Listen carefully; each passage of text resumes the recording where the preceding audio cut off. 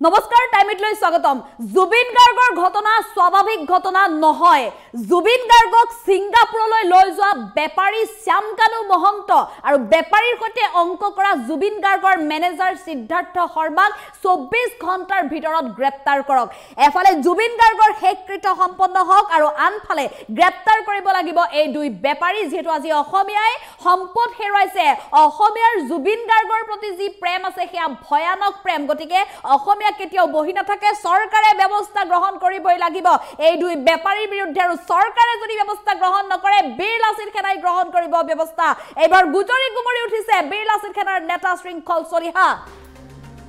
জুবিন গাৰ্গৰ মৃত্যু স্বাভাৱিক নহয় এই মৃত্যু অসমবাসীয়ে কেতিয়াও স্বাভাৱিক বুলি মানি নলয়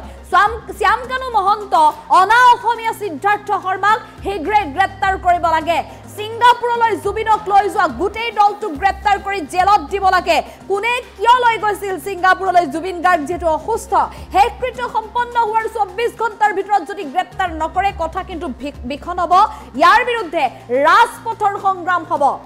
সৰকাৰে নকৰিলে সিদ্ধাৰ্থ শৰ্মাৰ ওপৰত বীৰ লাচিত সেনাই লব ব্যৱস্থা জুবিন গাৰ্গৰ মৃত্যু কেতিয়াও স্বাভাৱিক বুলি মানি নলয় অসমবাসীয়ে জুবিন গাৰ্গৰ প্ৰতি মানুহৰ যি প্ৰেম আছে হেয়া ভয়ানক প্ৰেম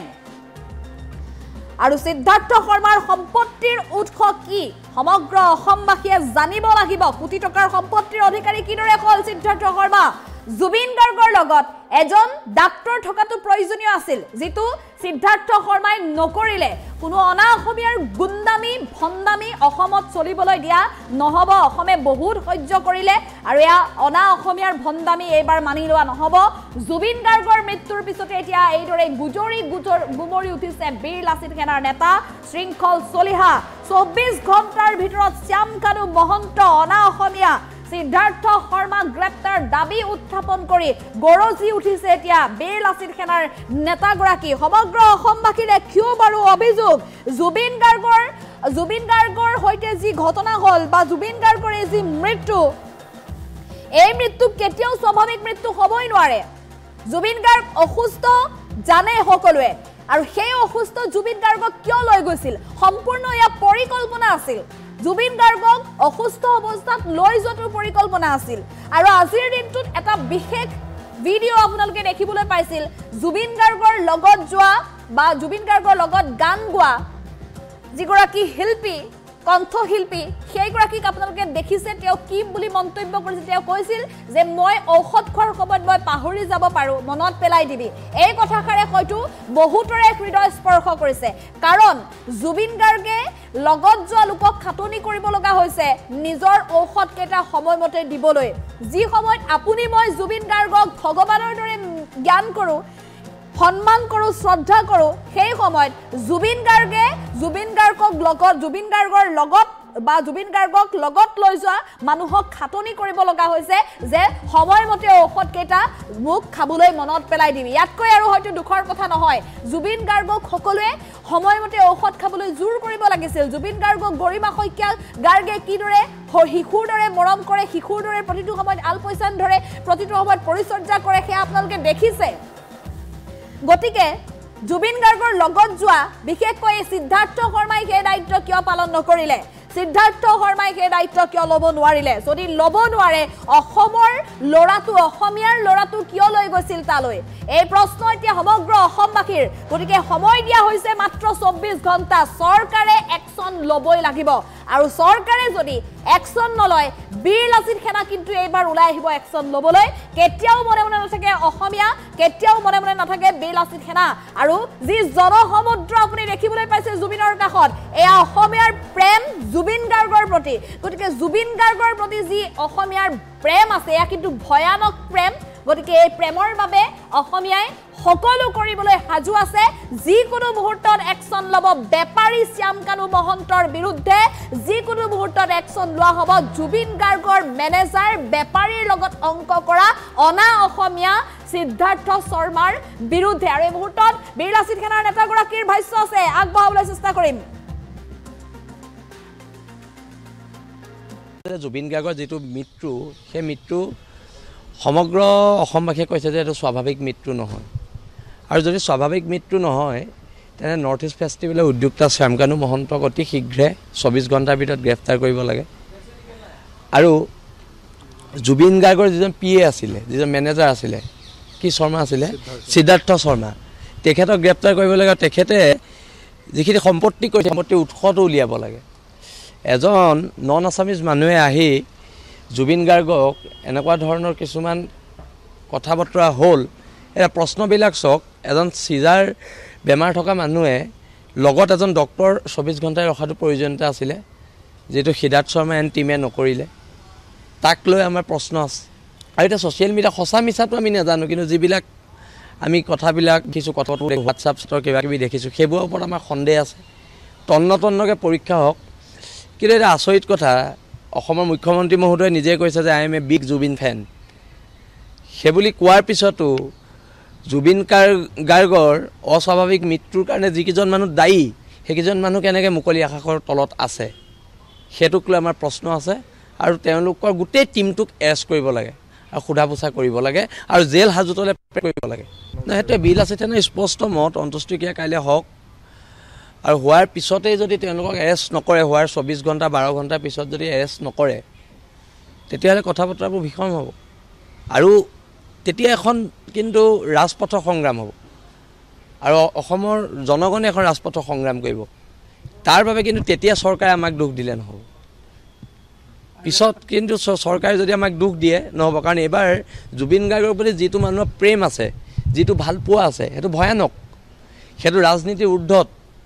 আৰু সেইকাৰণে ইয়াত কোনোবা কংগ্ৰেছ কোনোবা বিজেপিয়ে প্ৰতিবাদ নকৰে ইয়াত অসমৰ থলগিৰি মানুহে প্ৰতিবাদ কৰিব আৰু তেতিয়া পৰিৱেশ পৰিস্থিতি ভয়ংকৰ হ'ব আৰু চৰকাৰে নকৰিলে কৈছোঁ নহয় সিদ্ধাৰ্থ শৰ্মাৰ ওপৰত বিল আছে তেনে অসমে ব্যৱস্থা গ্ৰহণ কৰিব আৰু আমি কৰিলে কথা বতৰাবোৰ বেয়া হ'ব তেতিয়া সিদ্ধাৰ্থ শৰ্মাই মাৰ খাব আমাৰ হাতত আৰু তেতিয়া কথা বতৰাবোৰ বেয়া হ'ব সি নিজকে এতিয়া বহুত জেগাৰ পৰা আমালৈ ফোন আহিছে তাৰ উদ্ভণ্ডালি চৰম উদ্ভণ্ডালি কৰে বুলি আমি শুনিছোঁ পইচাৰ জোৰত সেই চৰম উদ্ভণ্ডালি কৰাৰ কথা বতৰা পোহৰলৈ আহিছে আৰু এইবিলাকতো চলিব দিয়া নহ'বই কোনোবা অনা অসমীয়া মানুহৰ গুণ্ডামি অসমত চলিব দিয়া নহ'ব সেইটো ক্ষেত্ৰত আমাৰ মত সদায় মতত আমি আছোঁ আৰু অনাগত দিনত এই গোটেই টিমটোক এৰেষ্ট কৰক আৰু যদি বিষক্ৰিয়া হৈছে আৰু তাতকৈ দুখৰ কথা আছে নেকি সেইকাৰণে অসমৰ মানুহে কৈছে এইটো স্বাভাৱিক মৃত্যু নহয় অসমৰ নৱপ্ৰজন্মই কৈছে এইটো স্বাভাৱিক মৃত্যু নহয় আৰু সেইকাৰণে এই মৃত্যুৰ ওপৰত তদন্ত হ'ব লাগিব আৰু দোষীক গ্ৰেপ্তাৰ কৰিব লাগিব শ্যামকানু মহন্ত যদি সাৰি যায় কোনোবা ডাঙৰ মানুহৰ লগত তেখেতৰ ভাল বুলি কৈ তেতিয়াহ'লে কিন্তু অসমৰ জনগণে কাকো ক্ষমা নকৰিব আৰু সময়ে ক্ষমা নকৰিব আটাইতকৈ ডাঙৰ বস্তু সময়ে ক্ষমা নকৰিব ইতিহাসে ক্ষমা নকৰিব জুবিন গাৰ্গৰ যিটো মৃত্যু সেই মৃত্যু সমগ্ৰ অসমবাসীয়ে কৈছে যে এইটো স্বাভাৱিক মৃত্যু নহয় আৰু যদি স্বাভাৱিক মৃত্যু নহয় তেনে নৰ্থ ইষ্ট ফেষ্টিভেলৰ উদ্যোক্তা শ্যামকানু মহন্তক অতি শীঘ্ৰে 24 ঘণ্টাৰ ভিতৰত গ্ৰেপ্তাৰ কৰিব লাগে আৰু জুবিন গাৰ্গৰ যিজন PA আছিলে যিজন মেনেজাৰ আছিলে কি শৰ্মা আছিলে সিদ্ধাৰ্থ শৰ্মা তেখেতক গ্ৰেপ্তাৰ কৰিব লাগে তেখেতে যিখিনি সম্পত্তি কৰিছে সেই সম্পত্তিৰ উৎসটো উলিয়াব লাগে এজন নন আছামিজ মানুহে আহি জুবিন গাৰ্গক এনেকুৱা ধৰণৰ কিছুমান কথা বতৰা হ'ল এটা প্ৰশ্নবিলাক চাওক এজন সিজাৰ বেমাৰ থকা মানুহে লগত এজন ডক্টৰ 24 ঘণ্টাই ৰখাটো প্ৰয়োজনীয়তা আছিলে যেটো সিদ্ধাৰ্থ শৰ্মা এণ্ড টিমে নকৰিলে তাক লৈ আমাৰ প্ৰশ্ন আছে আৰু এটা ছ'চিয়েল মিডিয়া সঁচা মিছাটো আমি নাজানো কিন্তু যিবিলাক আমি কথাবিলাক দেখিছোঁ কথা বতৰাবোৰ দেখিছোঁ হোৱাটছআপ চাতৰ কিবা কিবি দেখিছোঁ সেইবোৰৰ ওপৰত আমাৰ সন্দেহ আছে তন্নতন্নকৈ পৰীক্ষা হওক কিন্তু এটা আচৰিত কথা অসমৰ মুখ্যমন্ত্ৰী মহোদয়ে নিজে কৈছে যে I am a big Zubin fan সেইবুলি কোৱাৰ পিছতো জুবিন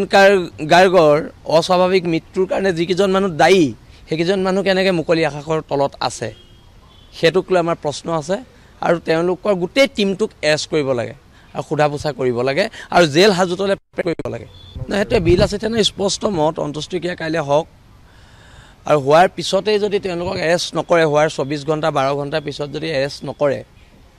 তেতিয়াহ'লে কথা বতৰাবোৰ ভীষণ হ'ব আৰু তেতিয়া এখন কিন্তু ৰাজপথৰ সংগ্ৰাম হ'ব আৰু অসমৰ জনগণে এখন ৰাজপথৰ সংগ্ৰাম কৰিব তাৰ বাবে কিন্তু তেতিয়া চৰকাৰে আমাক দুখ দিলে নহ'ব পিছত কিন্তু চৰকাৰে যদি আমাক দুখ দিয়ে নহ'ব কাৰণ এবাৰ জুবিন গাৰ্গৰ প্ৰতি যিটো মানুহৰ প্ৰেম আছে যিটো ভাল পোৱা আছে সেইটো ভয়ানক সেইটো ৰাজনীতিৰ ঊৰ্ধত আৰু সেইকাৰণে ইয়াত কোনোবা কংগ্ৰেছ কোনোবা বিজেপিয়ে প্ৰতিবাদ নকৰে, ইয়াত অসমৰ থলগিৰি মানুহে প্ৰতিবাদ কৰিব আৰু তেতিয়া পৰিৱেশ পৰিস্থিতি ভয়ংকৰ হ'ব। আৰু চৰকাৰে নকৰিলে কৈছোঁ নহয়, সিদ্ধাৰ্থ শৰ্মাৰ ওপৰত বিল আছে থানা অসমে ব্যৱস্থা গ্ৰহণ কৰিব আৰু আমি কৰিলে কথা বতৰাবোৰ বেয়া হ'ব। তেতিয়া সিদ্ধাৰ্থ শৰ্মাই মাৰ খাব আমাৰ হাতত আৰু তেতিয়া কথা বতৰাবোৰ বেয়া হ'ব। সি নিজকে এতিয়া বহুত জেগাৰ পৰা আমালৈ ফোন আহিছে, তাৰ উদ্ভণ্ডালি চৰম উদ্ভণ্ডালি কৰে বুলি আমি শুনিছোঁ। পইচাৰ জোৰত সেই চৰম উদ্ভণ্ডালি কৰাৰ কথা বতৰাবোৰ এতিয়া পোহৰলৈ আহিছে আৰু এইবিলাকতো চলিব দিয়া নহ'বই। কোনোবা অনা অসমীয়া মানুহৰ গুণ্ডামি অসমত চলিব দিয়া নহ'ব। সেইটো ক্ষেত্ৰত আমাৰ মত সদায় মতত আমি আছোঁ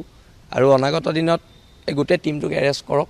আৰু যদি বিষক্ৰিয়া হৈছে আৰু তাতকৈ দুখৰ কথা আছে নেকি? সেইকাৰণে অসমৰ মানুহে কৈছে এইটো স্বাভাৱিক মৃত্যু নহয়, অসমৰ নৱপ্ৰজন্মই কৈছে এইটো স্বাভাৱিক মৃত্যু নহয়। আৰু সেইকাৰণে এই মৃত্যুৰ ওপৰত তদন্ত হ'ব লাগিব আৰু দোষীক গ্ৰেপ্তাৰ কৰিব লাগিব। শ্যামকানু মহন্ত যদি সাৰি যায় কোনোবা ডাঙৰ ডাঙৰ মানুহৰ লগত তেখেতৰ ভাল বুলি কৈ, তেতিয়াহ'লে কিন্তু অসমৰ জনগণে কাকো ক্ষমা নকৰিব আৰু সময়ে ক্ষমা নকৰিব। আটাইতকৈ ডাঙৰ বস্তু সময়ে ক্ষমা নকৰিব, ইতিহাসে ক্ষমা নকৰিব। জুবিন গাৰ্গৰ যিটো মৃত্যু, সেই মৃত্যু সমগ্ৰ অসমবাসীয়ে কৈছে যে এইটো স্বাভাৱিক মৃত্যু নহয়। আৰু যদি স্বাভাৱিক মৃত্যু নহয় তেনে নৰ্থ ইষ্ট ফেষ্টিভেলৰ উদ্যোক্তা শ্যামকানু